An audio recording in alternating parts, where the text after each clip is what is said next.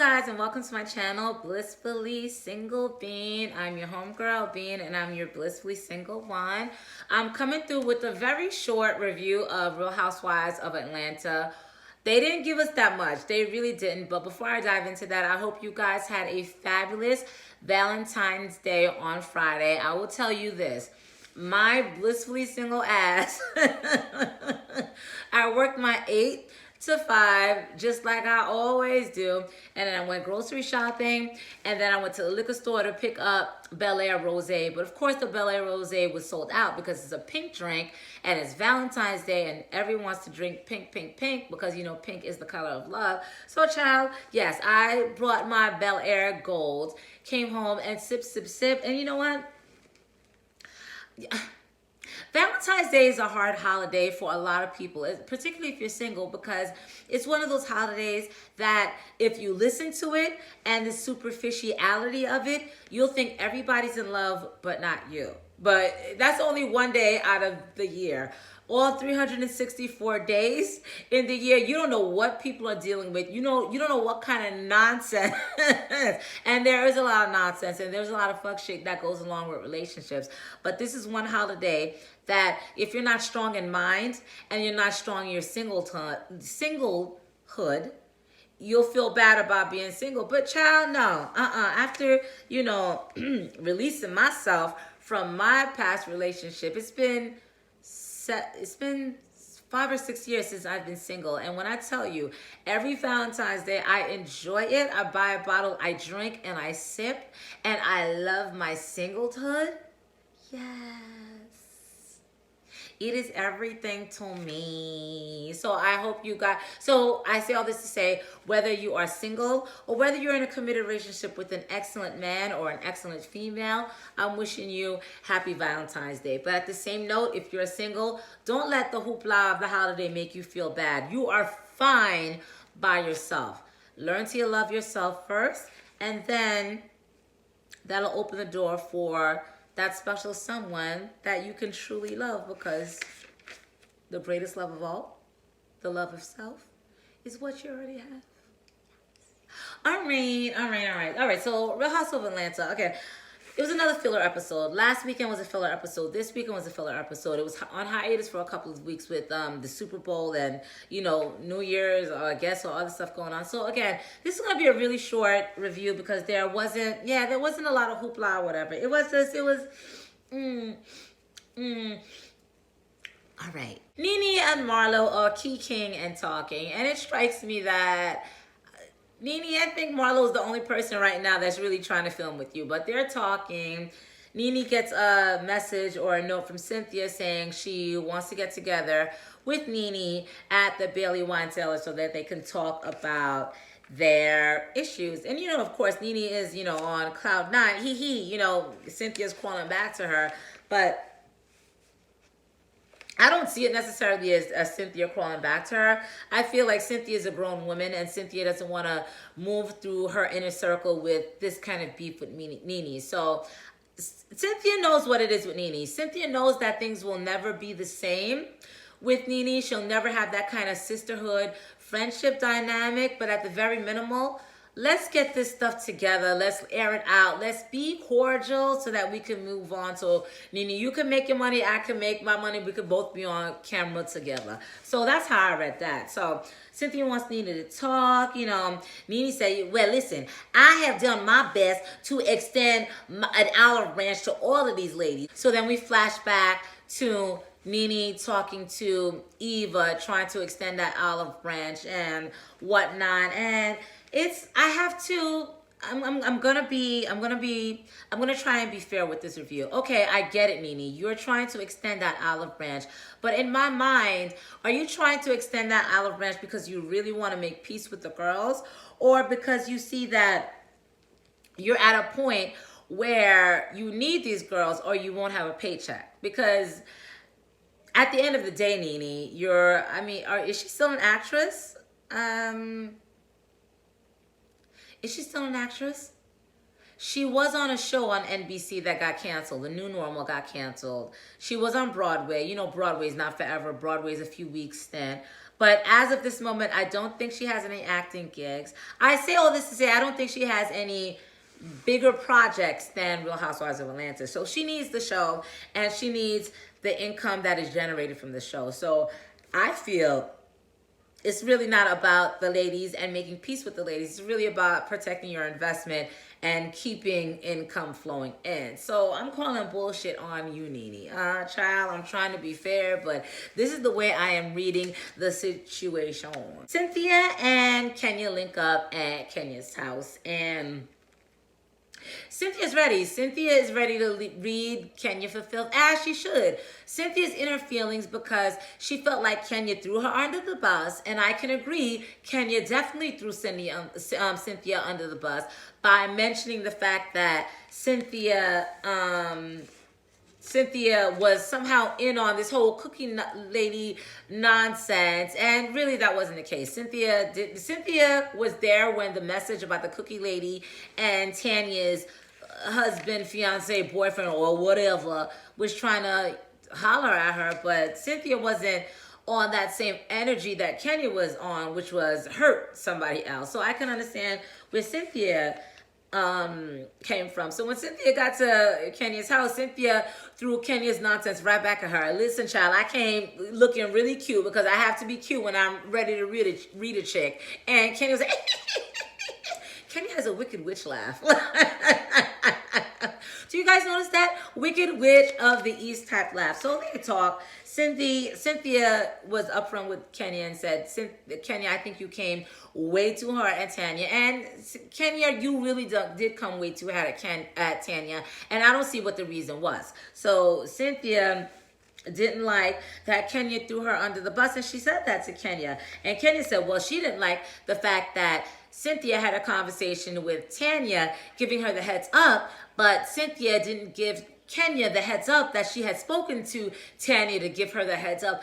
I'm like, Kenya, Cynthia really does not owe you that. And I feel that Cynthia talking to Tanya about the whole situation was just Cynthia being Cynthia, which is a good person who doesn't like seeing other people being ambushed.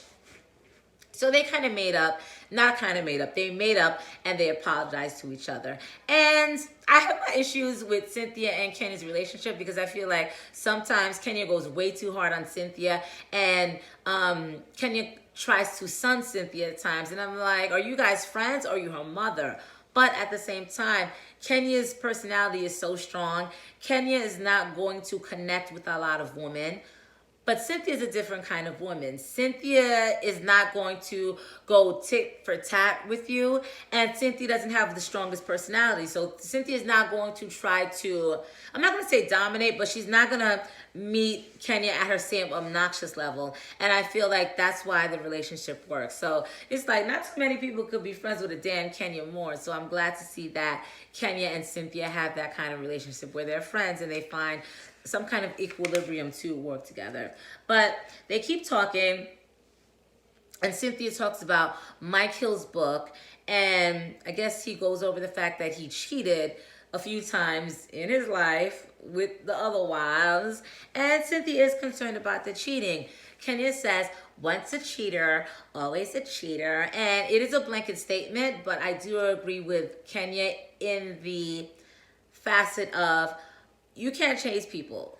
It's very likely that the person that you're born into, that you grow into, the personality traits that you have into your adulthood, 95% of the time you will be that same person, you will die that same person. So I understand where Kenya comes from when she says, once a cheater, always a cheater.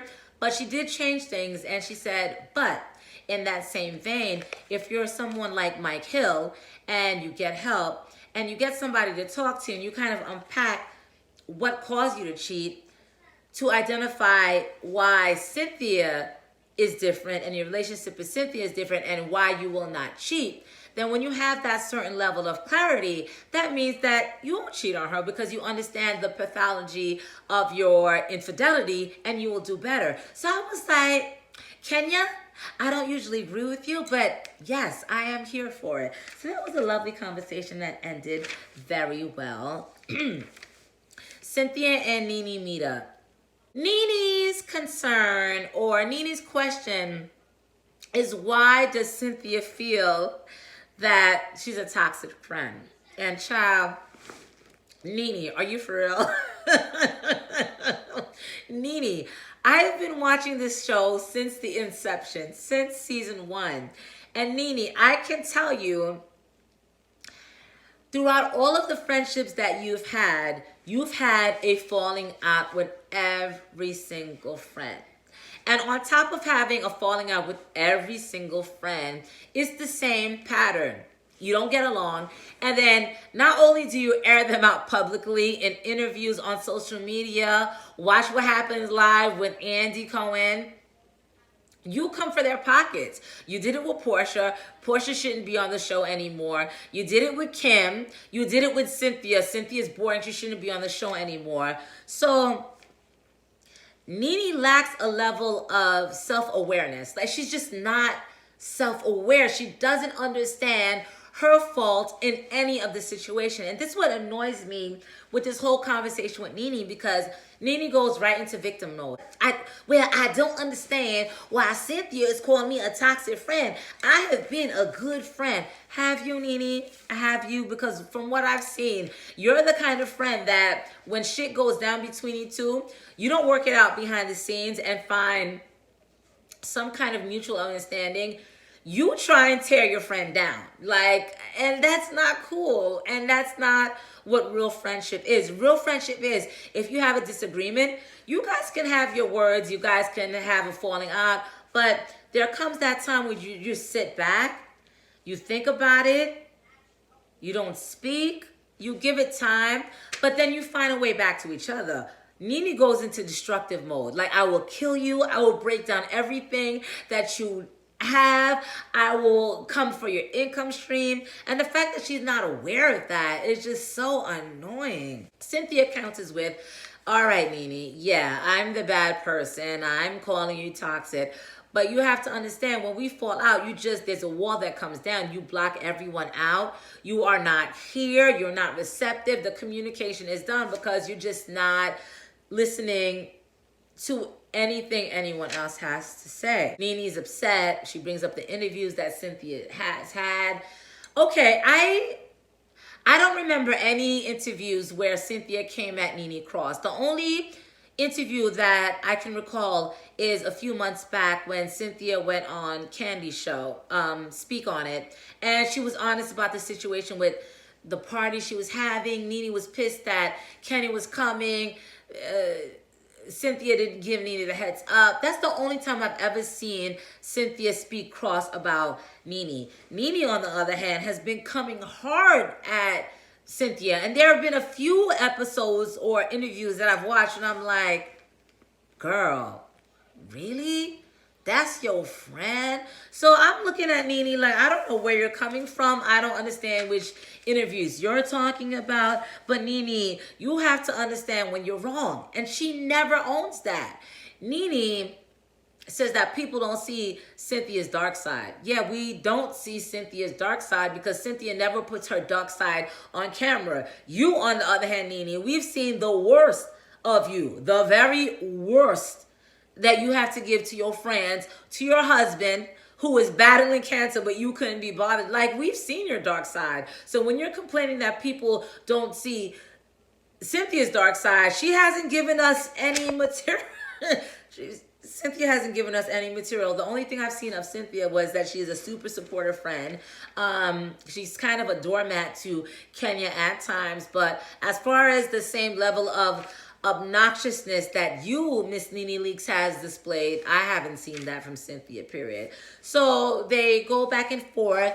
Nene gets up and she walks out because, Nene is the biggest victim. Nene loves calling Kenya out about, starting shit and being the biggest victim. But that's been Nene's MO since the inception of this show. So, Nene, I'm going to need you to fall back. But anyway, Nene walks off. They flash over to Cynthia at the confessional, and Cynthia has enough awareness to know, all right, it's the same bullshit again. Nene's walking off. Nene holds no accountability for anything, and now I got to go chase her. But Cynthia already recognizes, if I want peace within this whole group, then it has to start with me humbling myself. Even if I know I wasn't wrong, I gotta chase after Nene's hefty ass and apologize and make things right. So that's exactly what Cynthia does. She goes after Nene, they talk, of course, Cynthia apologizes first. And I'm like, girl, I don't know why.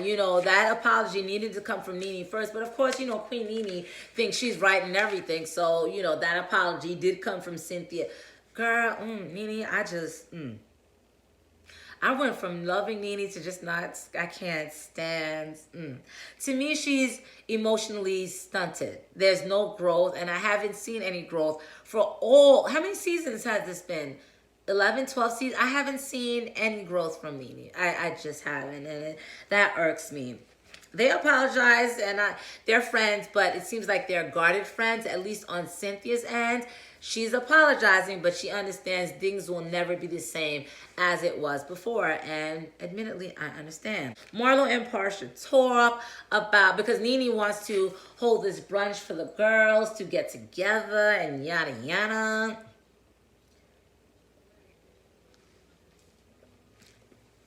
Nene wants to invite everybody. Marlo's like, ooh, everybody, even Kenya? Yes, even Kenya. Nene's with it, but again, I think Nene's posturing. I think Nene needs to be on film with some damn body, so she's trying to bring all the girls together so that she can get in where she fits in. So Marlo calls Portia and they talk, and Marlo's like, aren't you coming to Nene's brunch? And Portia's like, you know what? Portia's like, first of all, she didn't call me to personally invite me. Second of all, the invitation was super duper aggressive about putting our pride to the side and yada, yada, yada. She just felt like the invitation was a little bit of a read, and Portia was not sure that she was here for all of it.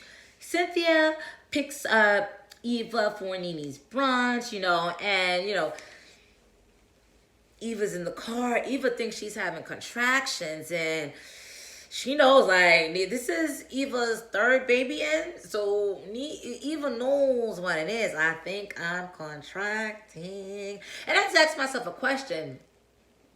I remember how it is with my youngest son. When I was contracting, my cousin paid for me to get a mani-pedi, and while I was getting my pedicure, I was contracting, and I didn't realize I was contracting. But every time I was on a massage table while I was getting my pedicure, and every time the massage thing would bubble up, I felt a contraction coming, but I didn't realize it was a contraction. So my question is, being that pregnant, would I shoot scenes with these ladies? But if I was getting the type of paychecks that Eva was getting from Mr. Bravo and Mr. Andy Cohen, okay, yeah. Eva, I cannot judge you. Plus, you going into labor on screen, it makes for a very nice storyline. They call Dr. Jackie because something's going on. Eva's contractions, that they're getting closer. Dr. Jackie says, we have to get her to a hospital. Andy was a little bit resistant to driving Eva to the hospital, and Dr. Jackie was like, yeah, that's all right, but I'll walk you through the instructions of giving birth to the baby. And Kenny was like, yeah, no, we're not going to do that. Get her ass to the damn hospital. Which is exactly what she did. Not her, but Cynthia eventually drive Eva to the hospital. And I have to say, looking at when Eva came to the show and Eva tried to throw all types of mother shade to Cynthia or come at Cynthia's age and whatever. But Eva is doing way too much. But to see that they're at this point where Eva is so close to Cynthia that Cynthia is the one to drive her to the hospital, I just love seeing growth like that. And I love seeing women come together. So yeah, that was sweet. That was the best part of this brunch, seeing Cynthia drive Eva's heavily pregnant ass to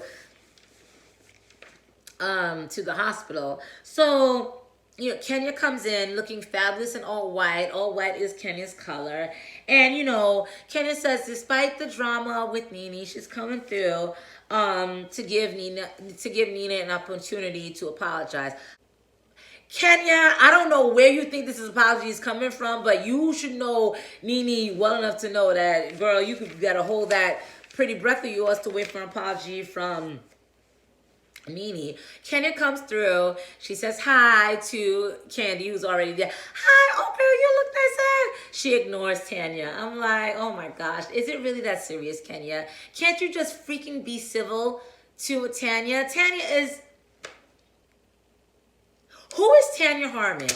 Who is Tanya harming? And are you really offended by anything that Tanya said? I want to know, are you legitimately offended by anything Tanya said, Kenya? Or is this some shit just to keep a nice, oomph, poof for the show going? I just don't know. I just wish that Kenya would do better. And she always lets me down. So Kenya's there. She's talking to Candy. And it's super awkward because Tanya is like... she's there, but Kenya is ignoring her. And 7 minutes into the whole conversation, Kenya decides she is leaving. Nene is not here, and she is not wasting any of her time waiting for Nene. And I have to say, I agree with Kenya, because Nene does end up showing up at the brunch a whole ass 2.5 hours later. Let me tell you something. I am a grown-ass woman with 2 children and a house and bills and work and so much shit going on. If I tell you that Bean has the time to wait for 2.5 hours for a party to get started,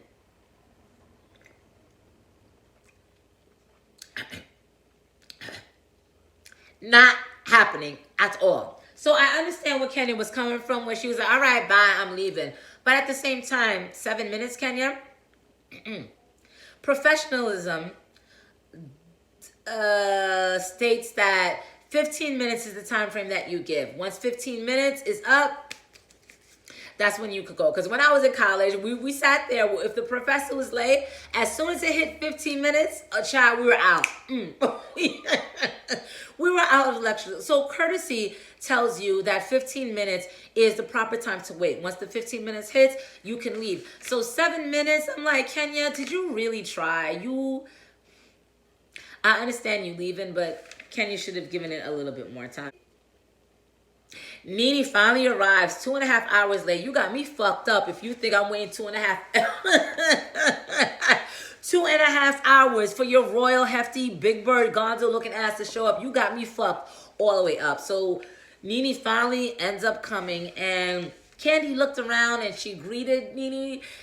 Candy said, we're the only ones, her and Tanya at the time, that are here for this event. Nene said, oh, no, you guys are not. Here are the rest of my girls. And I look, it was like 5 other women. And Candy's like, Harpo, who are these women? We don't know who these women are. Nene, child. It was all the 5 women. And Candy wrestled right through the bullshit. And Candy did let Nene know that Kenya was here, but she left. And Nene said, oh, how can you come from a whole 7 minutes and then leave? She's entitled to not waste her time waiting for you to come close to 3 hours later. Who does that? Girl, you think way too much of yourself. Marlo comes in. Marlo comes in the leopard print, honey, and not the regular, ordinary yellow or gold leopard print. Honey, that was a lime green or a neon green leopard print, which was everything. Let me tell you something about Marlo and her fashion. She is the epitome of what it looks like if you need to slay the life out of a bitch. Oh, she looks so good. Marlo comes in, she's looking exquisite. And they're talking about Portia, and Marla said, well, I don't think Portia's coming. Portia said she's not coming. She didn't like the invite from Nene. But then Portia does come through. Portia comes through with her beautiful, Shamia. Portia comes through with Shamia, and Portia's looking thick and beautiful in all the right places. And speaking of Portia, you guys know that Portia has not a luxury. It's, I will say it's luxury, because she's giving you quality linens, which are gorgeous. I was looking at the colors of the linens. Gorgeous linens, and they're comfortable for affordable prices. So I got to get me a couple of sets and everything. But anyway, Portia comes in looking exquisite and cute as hell with Shamia. Portia comes through, and Tanya goes, well, the Lord answers prayers, because Portia's coming through, honey. And Portia said she spoke to her mom, and Miss Diane advised her, listen, Nene is trying to reach out, so come through and see exactly what Nene is trying to say. So you know, she comes in and Nene, oh my gosh, Portia said, I didn't think you were coming through. I think you hated me, ABC. And Portia did straighten things out. Portia said, listen, that invite that you sent me did sound like a read, but I'm here and, you know, I'm showing you that I'm a bigger person than your hefty ass. And when I say bigger person, bigger in spirit, not bigger in body. Because, Nene, you will always be heftier than Portia. Always, truly. And I say this from the bottom of my heart. Candy's looking around. Candy said, this is the fakest sisterhood I've ever seen in my whole entire life. And I said, Candy, girl, you are never lying. Never lying. That was the end of it. There was not too much going on. I'm going to edit the hell out of this so I can bring this down to maybe 20 minutes for you guys. But that was it. I'm hoping next week gets a little bit better. We see in the previews that Portia was coming at Kenya about Tanya, and rightfully so, because when Kenya met with Tanya an episode ago, she called her a bitch and a cunt and all this stuff. And I'm like, Kenya, that was not necessary on your end. Not necessary on your end at all. But anyway, that was it. Please like, comment, and subscribe. Guys, I write resumes, so hit me up at vresumewriting@gmail.com. I'll put all the information down in the description box. But please, guys, please don't underestimate the value of having a resume ready to go for when opportunity strikes. Call me, hit me up, email me. I'll get you right. And that's it. Oh, visit my blog, blissfullysinglebeing.com. I put up a post for Valentine's Day, and it's called The Letter to Myself on Valentine's Day. I think it's good reading because this day will have you fucked up thinking everybody's in love but you, when in reality, your greatest love should be yourself. So, all right, guys, that's it. I'm wishing you guys a wonderful and blessed week. I'll see you guys in the next one. Peace out. Bye-bye.